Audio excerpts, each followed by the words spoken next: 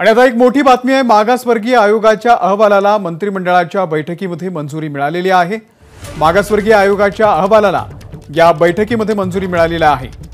या दखडीची मोठी बातमी आहे।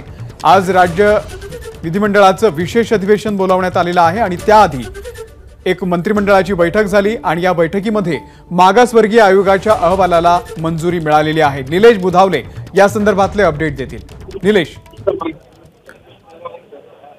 अमोल, ज्या पद्धतीची आता माहिती मिळते, मराठा आरक्षणाच्या अनुषंगाने आजचे अधिवेशन पार पडते। आता मंत्रिमंडळ बैठकीमध्ये मागासवर्गीय समाजाचा जो अहवाल देण्यात आला होता मागासवर्गीय आयोगाच्या वतीनं, त्याला आता मंजुरी मिळाल्याची माहिती मिळते। काही वेळातच हा जो आहे अहवाल हा पटलावर ठेवण्यात येईल आणि त्यानंतर जी मराठा आरक्षणाच्या अनुषंगानं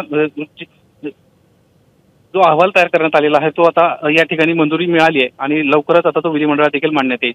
अमोल, निलेश, धन्यवाद दिलेल्या या संपूर्ण माहितीबद्दल।